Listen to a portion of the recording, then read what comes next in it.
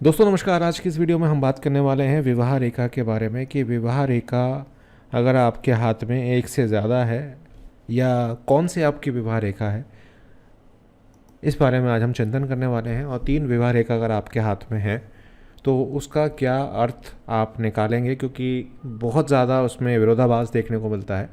आप में से कई सारे लोग जब व्हाट्सएप पे एनालिसिस कराते हैं तो उसमें वो बहुत ज़्यादा कंफ्यूज से दिखाई देते हैं कि 3-3 रेखाएं हैं तो मेरी क्या 3 शादी होंगी, अच्छा दोनों हाथ में रेखाएं नहीं हैं तो क्या होगा। इस तरह की सारी बातें मैं आज आपको क्लियर करने की कोशिश करूंगा। और मैं आपको एक प्लेलिस्ट दूंगा, आपको वो आई बटन में मिलेगी। अगर आप हस्तरेखा की जो वीडियो मैंने आज तक बनाई है वो अगर अभी तक आपने नहीं देखी हैं तो आप देख लीजिए। मैं गारंटी देता हूँ कि आपको कोई भी कोर्स करने की ज़रूरत नहीं पड़ेगी। मैंने सारी वीडियोस फ्री में बनाकर रखी हुई हैं यूट्यूब पे, आप सारी देख लीजिए। आपको मुझसे भी कहने की ज़रूरत नहीं पड़ेगी कि साहब कि हमें कोई कोर्स करना है, आप बस देख लीजिए उनको। देखिए दोस्तों, अमूमन जो विवाह रेखा होती है ये इसको हम राइट हैंड कहते हैं, इसको हम लेफ़्ट हैंड यहाँ पर कहेंगे। साथ साथ हमारी जो विवाह रेखा होती है वो हमारी छोटी फिंगर के नीचे पाई जाती है, अगर आप इसे जेंट्स का हैंड मान लें और इसे अगर आप फीमेल हैंड मान लें। ठीक है, इसके बीच में कई बार रेखा निकलती है और इस एज को हम मान के चलते हैं कि ये 50 वर्ष की आयु है और 50 वर्ष की आयु में बीच में निकल रही है, तो वो देखते हैं कि गणना की जाती है कि कौन सी एज में शादी यहाँ पर हो रही है। ये एक मैंने आपको पहले भी बताया हुआ है, आप उसे देख चेक कर सकते हैं। अब आप में से कई सारे लोगों के, महानुभावों के, मैं कहूँगा कि क्या होता है कि आपकी एक रेखा तो यहाँ निकल गई, एक रेखा ऐसे निकल गई, एक रेखा यहाँ पर निकल गई, या इस तरह से लेफ़्ट हैंड में निकल गई, इस तरह से रेखाएं जो है निकल रही हैं। मैंने हमेशा से एक बात कही है आपसे कि जो भी चीज़ आप देखने जा रहे हैं उसे कभी भी एक एंगल से ना देखें। हाँ ठीक है, सरसरी नज़र से आप पहले देखें कि जो डायरेक्ट उसका स्थिति है वो क्या है। अगर आपकी 3 रेखाएं दिखाई देती हैं या 2 रेखाएं दिखाई देती हैं, उसका क्या मतलब है, आइए बात करते हैं। देखिए, इन 3 रेखाओं में से जो रेखा सबसे ज़्यादा डार्क होगी वो आपकी विवाह रेखा होगी। ये बात आप ध्यान रखिएगा।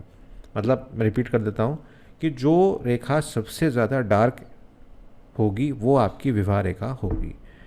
अब जो अदर 2 रेखाएं हैं वो क्या हैं? अगर मान लीजिए बीच की रेखा है आपकी, ये रेखा मान लीजिए 1% आपकी डार्क है, बाकी जो 2 रेखाएं हैं उससे पहले हो सकता है कि आपका किसी के प्रति आकर्षण रहा हो, आपका अफेयर चला हो। अब इसके नीचे भी एक रेखा आ गई है तो उसका क्या मीनिंग है? उसका मीनिंग ये है कि आप या तो आपके दाम्पत्य जीवन में कोई प्रॉब्लम चल रही है और आप अगेन किसी के साथ आकर्षण में आ रहे हैं। अब कई बार क्या होता है कि क्योंकि रेखाओं का खेल है, रेखाएं बनती हैं बिगड़ती हैं, ये भी एक चीज़ रहती है रेखाओं के केस में। अब मान लीजिए आपकी 2 रेखाएं प्रोमिनेंट हैं, मतलब ये कि ये रेखा भी डार्क है और ये रेखा भी डार्क है। उस केस में क्या है?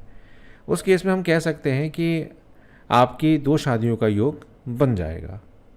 लेकिन अगेन उसमें हमें सिर्फ एक चीज़ पर डिपेंडेंट नहीं रहना है, हमें देखना होगा शनि माउट का स्थिति, साथ साथ वीनस की स्थिति को देखना होगा। यानी कि हमें और भी चीज़ों का चिंतन यहाँ पर करना पड़ेगा। सिर्फ ये नहीं कि 2 रेखाएं हमारी डार्क हो गई हैं तो हम ये कह दें सीधा कि हाँ साहब शादी 2 हो सकती हैं। हाँ हो सकती हैं, लेकिन सर्कमस्टांसेस क्या हैं? अच्छा, इसमें ये भी एक सिचुएशन होती है कि मान लीजिए ये वाली आपकी डार्क है और ये जो 2 रेखाएं हैं शुरू में ये आपकी हल्की हैं। उस केस में क्या है?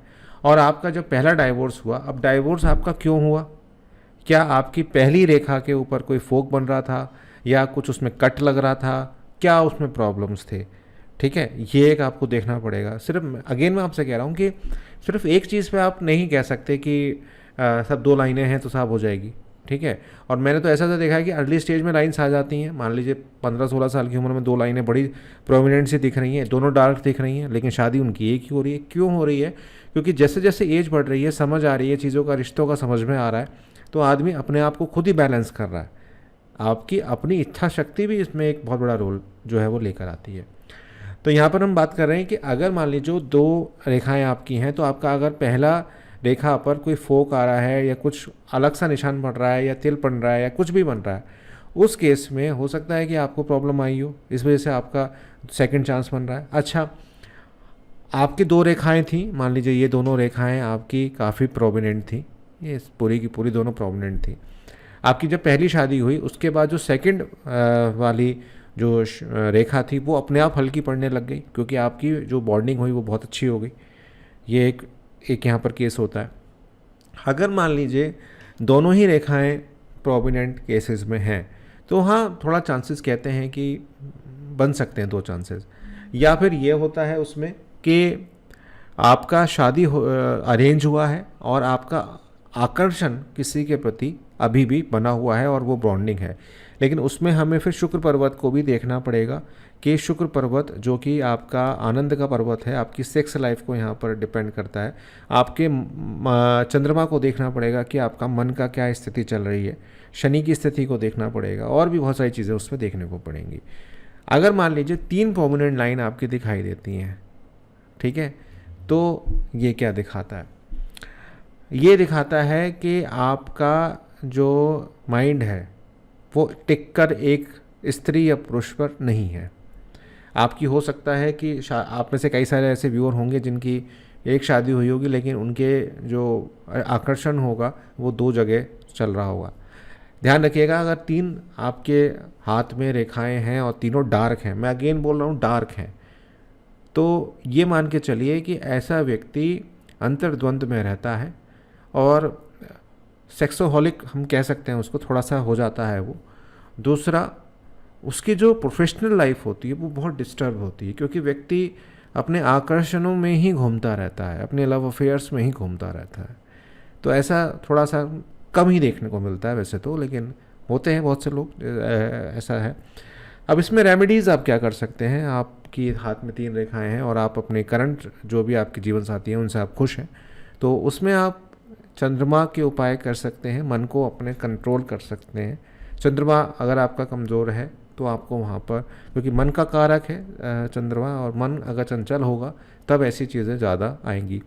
तो यहाँ पर आपको फोकस करने की ज़रूरत रहेगी, फोकस करिए। साथ साथ आप ये देखिए, मैं अगेन रिपीट कर रहा हूँ कि अगर आपके वैवाहिक जीवन में कुछ परेशानियाँ चल रही हैं, आपके बनते हुए काम बिगड़ रहे हैं, आपकी कोई रेखा इस तरह से निकल रही है और राहु को चीरते हुए आगे निकल रही है, तो ये राहु की दिक्कतें भी हो सकती हैं। कहने का अगेन बात वही आ जाती है कि केवल एक चीज़ पर डिपेंडेंट होके आप डिसीजन ना लें, उसका प्रॉपर चेकअप कराएं कि अगर ये सॉल्यूशन यहाँ से हमें मिल सकता है तो हम कैसे करें, अगर यहाँ गलती हो रही है तो दूसरी जगह हम कैसे करें। ये सारी चीज़ें आपको देखनी पड़ती हैं। तो अगेन 3 अगर आपके पास लाइंस हैं तो ये पार्शियली हम कह सकते हैं कि आपका आकर्षण होगा लोगों के साथ, लेकिन ऐसे जीवन जो होते हैं उसमें मैनेज कर पाना बड़ा मुश्किल होता है, अनलेस अनटिल के जो आपके साथ जीवन साथी आपके हैं वो आप अंडरस्टैंडिंग वाले हैं या नहीं है। उम्मीद करता हूँ आपको क्लियरिटी मिल गई होगी। अगर आपको कोई भी क्वेरी है तो आप पूछ सकते हैं 9411848508 पर, लेकिन ध्यान रखिएगा ये एनालिसिस यहाँ पर पेड रहते हैं। और एक बात और ध्यान रखिएगा कि 5 से 6 दिन लग जाते हैं, और ये ऑडियो फॉर्मेट में होता है, वीडियो फॉर्मेट पे नहीं होता है। बहुत बहुत धन्यवाद आपका।